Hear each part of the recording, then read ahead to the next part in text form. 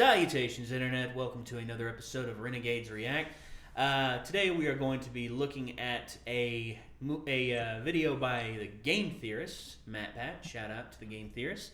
And today we're going to be looking at the Why to Fear Toad theory. Now, Toad, for those of you who do not know, is the cute little mushroom guy, who's got the annoying, like, hello! From friggin' the Mario Party and all the Mario games that pretty much ever existed. Right. We're sorry, but your princess is in another castle. I originally hated Toad because of that, but Matt Pat and the Game Theorists have made a video that says Fear Toad. And I'm trying to figure out, why should we fear Toad? And, we're going to give this a watch, and we're going to see why Matt Pat and the Game Theorists are telling us to fear Toad. As for who suggested this, we must give a shout out to Camille Villanueva. Thank you for this suggestion, Camille. And hey, keep suggesting stuff. We like what you're suggesting so far. All right, so here we go, ladies and gentlemen. And Yeah, thank you, Mario. Your princess is in another... I think Wait, what? Toad is is the merchant from me Resident off? Evil. look. Oh my god. Oh! Dude, what were you saying about Resident Evil? Toad's the merchant. He just puts on a cloak. Because he's always there ahead of you. So he's got all these guns you should be afraid of. Pretty much. Because, you gotta think Toad does all that work to get to the castle before you. And you gotta jump across all the Koopas and Goombas and... It's like... Hello, Internet.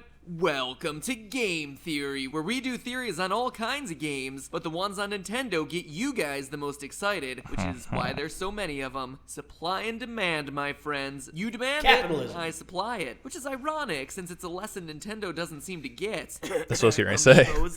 GameCube adapters for the Wii U, Majora's Mask 3DS XL. So while you wait for your $200 Rosalina and Luma amiibo to arrive from some random eBay scalper who understands basic economic principles, let's talk Mario. Does that intro qualify as shots having been fired? Maybe? Anyway, what's the deal with the Mushroom Kingdom? I get that Princess Peach rules over it, but seriously, where are all the other human beings? And for that matter, why does the Mushroom Kingdom have a human ruler? And then what about royal succession? Princess Peach still isn't a queen, she's a princess. Mario doesn't even seem close to becoming a prince, and as weirdly suggestive as her sweet little notes can be construed, it really doesn't seem like either of them are putting much work into making a little Mushroom Kingdom heir. And for that matter, it's Bowser's deal. Why is he, demonic lord of the Koopas, so intent on kidnapping this lousy princess instead of getting it together and cranking out a straight military victory? The point is, something awful fishy is definitely going on here. But this time, I submit to you that we're not looking for a flat-out villain. No, that would be too obvious. This time, our person of interest is someone secretly nefarious. Someone coasting along while the heavies take all our attention. Slide on those vests and pull up your diapers, because I'm talking about Toad. What is Toad? Or more accurately, what are toads? Why do they all look the same and yet Peach, their ruler, looks nothing like them? Well, would you believe me if I said that they're a parasitic life form that took over the bodies of the Mushroom Kingdom's original citizens? No, I don't blame you. Those gravelly voiced bubbleheads don't look too threatening after all. And it seems like a pretty extreme claim, but give me the next 10 minutes of your life and I may just change that attitude. Let's look at the facts. Regret it, man. Change the a attitude. Very prominent role in the Mario franchise, and Toad's design is just another reflection of that. I mean, seriously, he has a mushroom growing out of his head. And before you call me out on it just being a hat, yes, he removed it in the TV series, but that's a non-canon source. In the games, it has always been firmly planted on his head, no matter how fast he's running, being shot out of a pipe, or whatever. Why is that important? Well, there's a real-world fungus that grows out of your head and can control your mind and body. Pretty terrifying, right? Well, I believe that whatever the fungi known as Toad actually is, it behaves a heck of a lot like a mutated strain from the genus cordyceps. If you played The Last of Us, you can get an idea of what I'm talking about. But for those of you who prefer cold hard facts to half-reference 2-year-old video games, cordyceps in nature is famous for infecting things like ants. The fungus exerts control over the mind of the host, forcing it to environment with the proper temperature and humidity for its growth, as well as the optimal wind conditions for the spread of its spores. For ants, this often means climbing up and attaching themselves to the side of a back of plant. its head. For the toads, this would mean any the back number of of its head dark, grows a moist, stalk. out-of-the-way places, which, surprise, is very often exactly where you find them. Oh, Huddled together man. in groups, or all by themselves, just sort of standing there, waiting. Then it starts to send out little threads called mycelia. As its mycelium threads slowly replace the body of the host dies, and the spore-bearing fruit body emerges, often near the Oh, head. Sound is that like a some time-lapse NPCs thing? you may Yeah. know and love? That's disgusting. How do you like Grows them out of the back apples? of its head I mean, like a them friggin' fungi. like So I a know what friggin' you're stalk. thinking. Like, how long does it really take to grow? Like an hour or two, or No, like no, is that like days? Fox show Days. from the Okay. early 90s, when fungi attack. You're also probably thinking that if the people themselves weren't mushroom-like until they were body snatched, then why is it called the Mushroom Kingdom in the first place? Well, there's an easy answer to that as we turn to the original manual for Super Mario Bros. The manual introduced the Goombas, or should I say the little Goombas, as mushrooms who betrayed the Mushroom Kingdom, implying that the Mushroom Kingdom is actually their homeland, and that it's the Goombas who The were Goombas are land's good guys? namesake in the first place. And before you start yelling at me about Goombas actually being chestnuts because their Japanese name is Karibo, Takashi Tezuka, assistant director and game designer for Mario 1, in an interview with Satoru Iwata, confirmed that no matter what you think, Goombas are, in fact, based off shiitake mushrooms. Assistant director and game designer. That's a primary source, my friends. I'd say if this so, is too. their kingdom and they're getting displaced from it, it would be natural they would want to defect to Bowser if it meant getting their homeland back. It might also explain why one of Bowser's core troops are so weak. They're not really fighters at all. They're just refugees of war, victimized by the Toads, and they're doing anything in their power to get back home. Skeptical? Yeah, I don't blame you. I mean, mind-controlling mushrooms? Yeah, okay, sure. But I wouldn't present you with this theory if there wasn't more. Remember that mycelium I mentioned earlier? Those thin fungal threads that slowly replace the host's flesh? Well, they serve another important purpose in real life too. Crisscrossing through the soil, connecting plants and fungus Oh, no. to a vast natural It's like the brain underground planet- fungal brain planet in internet. Avatar. Seriously. Yeah. Mushrooms are scary, my theorists. They Around 90% of land plants are in some sort of beneficial relationship with fungi, and it's through this subterranean mycelial network that these organisms can do anything from helping out their neighbors by sharing nutrients and advantageous information to sending toxic chemicals to sabotage an unwelcome invading force. Let me re-emphasize that. This is a fungal thread network connecting 90% of the world's plant life. It's like the Ethernet for plants. It's extremely beneficial for pre-existing flora to be plugged into this network. It even boosts their immune system. So it's no stretch to imagine that in the Mushroom Kingdom, where the fungi have achieved sentience, that the natural internet would do much more, making the landscape seem almost alive. Which sounds totally crazy at first, until you realize that all those weirdly shaped Mushroom Kingdom hills really do have eyes. Which, when you think about it, is much scarier than the movie by the same name. And if you're thinking I'm going to be relying like on the a remake retro better. game and an old poorly translated manual for all my evidence here, think again. We recently had a game focused entirely on Toad, and it Captain Toad, Treasure revealed a Tracker. lot. In a recent GameSpot interview with producer of Captain Toad Koichi Hayashida, he explained that Toads don't have genders in the way that we think of them. He also went out of his way to confirm that Captain Toad and Toadette aren't romantically involved in any way. So why are we celebrating two video game characters not getting it on? Well, glad I asked. Most fungi reproduce using spores in an extremely non-sexual process that involves around 36,000 different genders. Oh my Facts goodness. that directly parallel how Hayashida described the Toad's behavior. If Toad and Toadette were having a bunch of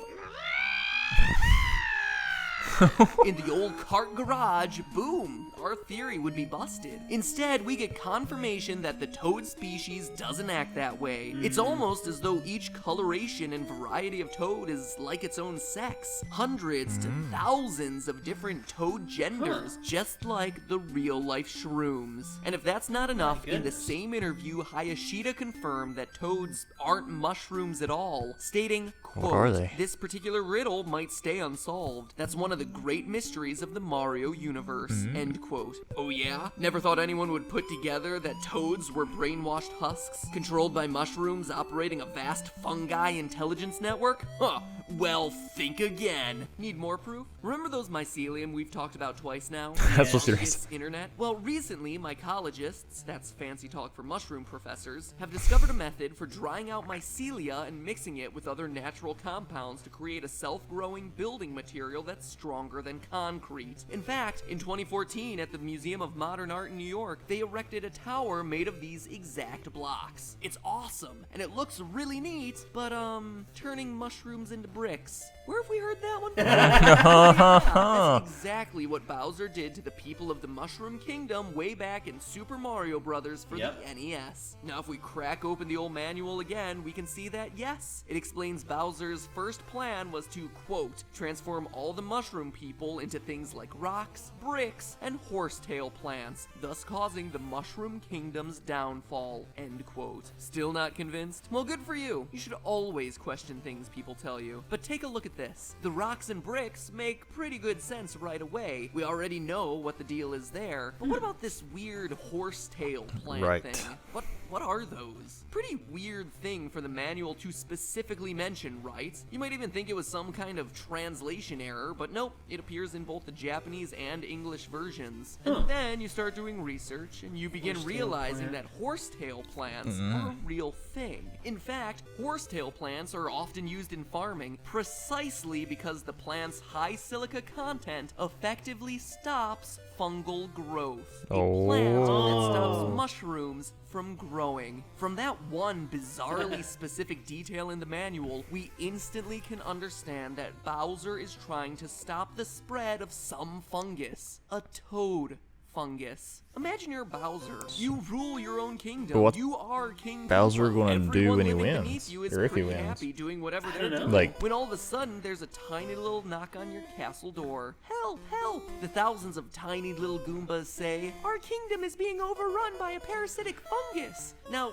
normally you wouldn't carry out an act of war against a neighboring kingdom, but partly because you don't want it spreading to your own kingdom, and partly because you don't want to deal with thousands of useless little shiitake drones at the gate, you do everything you can to eradicate this fungus menace. From repurposing the invaders into environmentally friendly masonry to planting horsetail plants as a countermeasure to keep them from coming back, and even securing the royalty next door in your castle until the plague passes so she doesn't get infected. It's actually a pretty upstanding and logical thing for Bowser to do, but then greedy old Mario shows up hungry for his cake or his kiss or whatever. He touches your axe that makes the bridge fall. Why do you keep that thing around, Bowser? And boom, you fall into the lava and suddenly you're the bad guy for all times. Mario, the guy who in the manual is described as, quote, the hero of the story. Maybe. What an odd thing to say. Sure, we may make a big deal about Bowser being a bad dude and everything, but history is written by the winners, internet. And if you're a good player, that winner is you. And Mario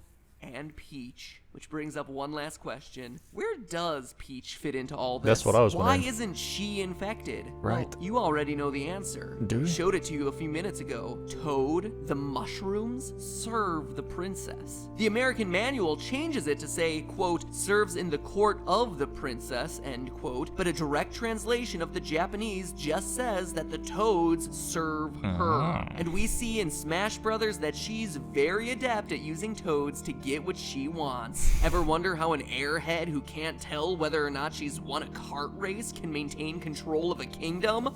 Cordyceps.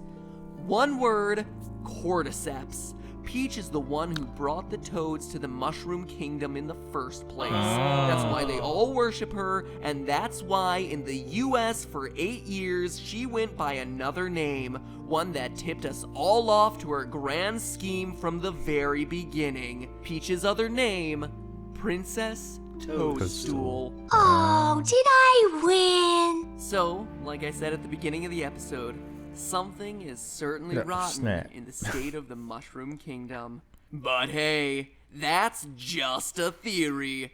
A game theory. Oh my. Thanks for watching. Hey guys, this episode was made possible by Squarespace.com. If you ever wanted to build your own website, make it look beautiful. Squarespace I've tried out. Pretty good. But yeah, okay. So that was Fear Toad by the Game Theorists. Wow. That's pretty substantial evidence. That is. I was like, have you ever seen that before? Or did you? I looked at the translations, the direct translations from the Japanese manual to Right. the English manual, but my God. Wow. Hero of the story, maybe. That brings up a lot of questions, especially since that's the original game. Right. I mean, Matt brings up a lot of good theories. I mean, it brings up a lot of evidence to support this theory. I mean, what if the toads are just fungal creatures that have taken over the Mushroom Kingdom? Maybe. So, Goomba and Bowser are good guys. Maybe. Why not have that in a Mario game where where Bowser actually has to save the Mushroom Kingdom? My gosh, I'm amazed right now, man. Thank you for that, Matt Patton. Yep. Thank you, Camille Villanueva, for that suggestion. That's eye-opening. My goodness. But do you have anything else to add? Do you have any other thoughts on that? I mean, that's pretty jaw-dropping. And I like how well and how in depth it went, because I was about to call stuff out, but he's like, already. Yeah. Look, Toad took his hat off in the TV series, but that doesn't count because it's not canon. Yeah. Yeah. Stuff like that. Matt Pat is a brilliant fact checker. I mean, he went to college, so he graduated actually. But yeah, that was the game theory for Fear Toad. Once again, guys, thank you for tuning in. If you've enjoyed what you've seen here, click that like button down there. If you wish to see more, click that subscribe button. We post new videos every Monday through Friday. And if you have something that you want us to watch, something that you want us to personally see because of your curiosity, leave a comment down below. But for right now, I think that's going to do it for this episode of Renegades React. Once again, shout out to Camille Villanueva for that suggestion. You all have a wonderful day. We'll see you later. Peace out.